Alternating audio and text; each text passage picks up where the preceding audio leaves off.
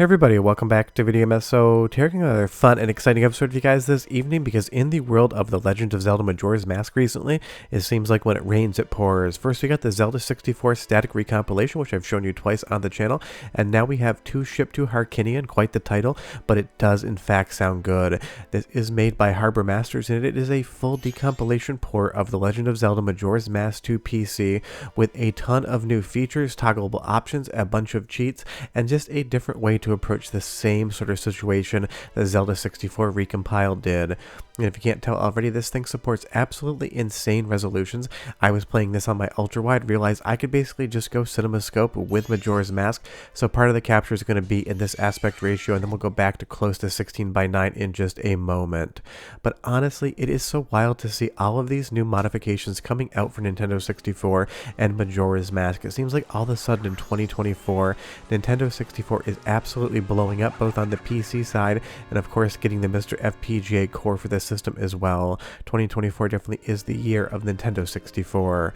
But you'll see here I've gone back to a pretty much standard aspect ratio, so we do have the ability to basically articulate this image any way we want. I do hope in a future update though that in the video and enhancements options it gives you the ability to snap to certain aspect ratios, because it kind of is a drag and drop situation. But you'll see there I just absolutely blazed through a wall, and this has an entire options menu. It's going to be user selectable, and I just turned on no clip to get around that one area so I could just kind of explore further into the game. So this is going to have more options than something like Zelda 64 Recompiled, and it's going to have a slightly different look. So there's now two different ways to play Majora's Mask in a more modern lens, and that is just absolutely spectacular. I love to see these projects come to fruition. It just kind of seemed to be funny that we got two different Majora Mask remakes, for lack of a better term, all around the same time. And honestly, you really can't go wrong with either of them. I do like this version's ability to articulate more of the settings, have more cheats, and just a little bit more granular control over what's going on. Where if you go over to the Zelda 64 Recompiled project, you have that 3D camera now that gives you free range of movement. So honestly, between both of these versions, they both have their own pluses and minuses, and honestly it's fun to kind of explore those. But again, just seeing this run on my PC is absolutely wild, and you can basically do this on whatever sort of system you want as far as the aspect ratio and resolution are concerned.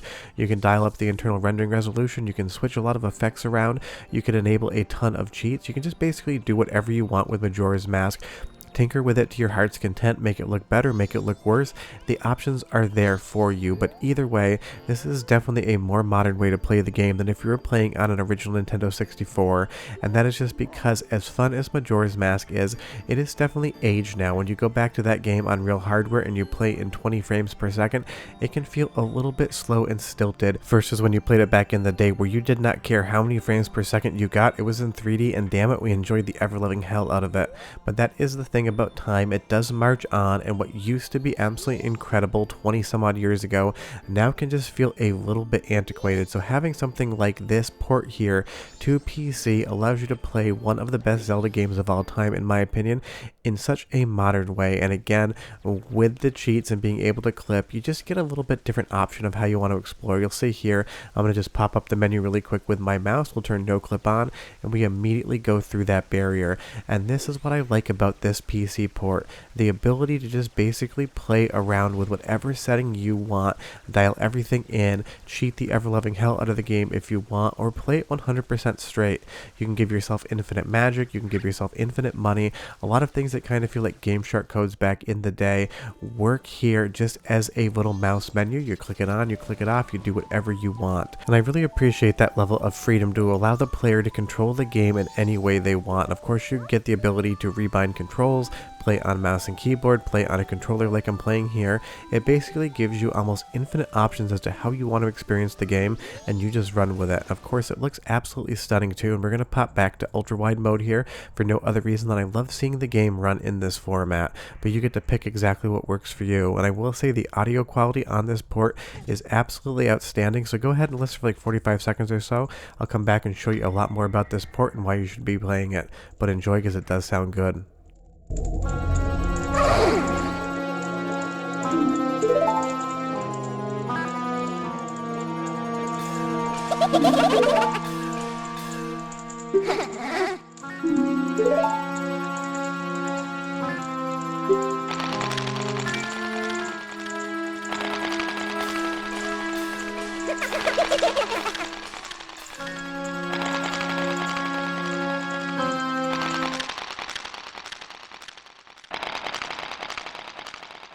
From the music to the sound effects, this is another awesome version of Majora's Mask as far as modern audio is concerned, and these cutscenes are just so much fun to watch in ultra wide. When you do something like this, you might notice every once in a while when you're playing the game a slight bit of culling at the edges.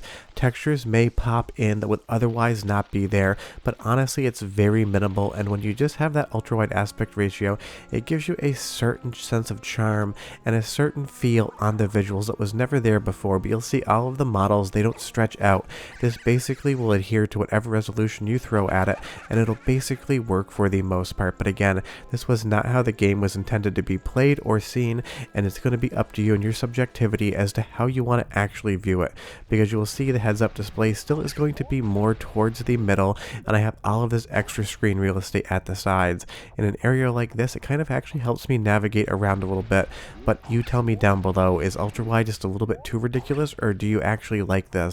But that's the good part about PC ports and recompilation projects. It gives you the ability to decide what you want to do, how you want to play the game, and how you want to see it visually. And if you're happy with the result, that is the right answer. There is no right or wrong answer when it comes to how you should play a game visually. If you like the look of it, if you're happy with it, then that is the right answer for you. For me, doing this ultra wide is just kind of a fun experiment. I don't know that I would play the entire game this way, but it does give me a lot of fun just to kind of see it. And again, that's why these projects should be so celebrated. Nintendo 64 has an awesome library, even if it is small, and so many of the games could benefit from something like static recompilation, or in this instance, a decompilation and PC port. Things like Donkey Kong 64 are a ton of fun, but honestly, the frame rate and the visuals have aged ever so slightly. So give me something like that, throw some cheats on so I don't have to collect absolutely everything, and it would be such a quality of life improvement over the original. Or there's other games on Nintendo 64 that would appreciate that same kind of setup. But let's take a look at the fairy fountain here and just get an overall sense of how everything is scaled internally, how all of these textures look so much cleaner than real Nintendo 64.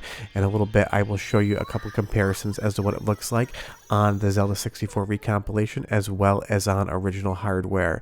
But this cutscene here, I think, is one that really does benefit from the ultra wide. The sense of scale and depth here just feels a little bit bigger, a little more majestic, a little more engrossing, and kind of just pulls you into the overall vibe of Majora's Mask. And I just really do love that. And this is just the first release. It's definitely going to get updated. You're going to get new features and new improvements. So don't expect an absolutely perfect experience here. But I've talked to other people that have played this, and you can 100% finish the game, do all the quests, you'll be totally fine playing it. There might just be a glitch here or there. And once this updates, if you want to see an updated video, just leave me a comment down below and tell me if you're interested. That way I know if it's worth making, because otherwise I will just play it in the background. Now we're going to go to the same area except in the Zelda 64 static recompilation, and you can see obviously all the art assets are the same, but it does have a slightly different look. You'd have to kind of pay attention closely to catch the differences in what these are doing visual, both the decompilation and PC port as well as the recompilation. They are very similar, but they do have their own qualities here or there, and that is kind of fun just to take a look at. But as we move back into the decomp project, again, just navigating around in widescreen, I absolutely love it, and I love all these cutscenes here, and they just give you such a sense of scale as to what's going on in the world. But what I'm going to do here is I'm going to run through this area on the decompilation, then I'm going to do it on the static recomp as well as real Nintendo 64 hardware, so you can really get a sense of how three versions vary. I'm just going to come back up these stairs here, and again, I do love the town area in ultra wide. It just gives me a sort of feeling that I've never gotten from this game before. Now obviously we're back on real Nintendo 64 hardware here on the MiSTer FPGA side of things, and you can see that this is the exact same area, but it is the original visual. And while I do love that, I love the modern version as well. And this is the static recompilation. It's at night, not day, so it does have a slightly different tone, but otherwise you can just get a sense of how three versions can be the same and different all at the same time. But honestly, it's a great time to be a Legend of Zelda Majora's Mask fan right now, and I do love the clipping features in this version of the game. It just kind of lets you break things in some really fun and charming ways. But this is a good thing. Having multiple versions of the same project, one static recompilation, one decomp and port, just means that more developments are happening on the Nintendo 64 side of things in 2024, and I can't wait to see what game gets this treatment next. For me personally, I've heard a lot of people ask for Sin and Punishment, and I think that would absolutely be a great candidate. But for my heart and my love of Nintendo 64, it's got to be Bomberman Hero. But short of that, we are done. Definitely go check this out. Have a good weekend, guys, and play some Majora's Mask while you're at it. See you guys next time. Bye-bye.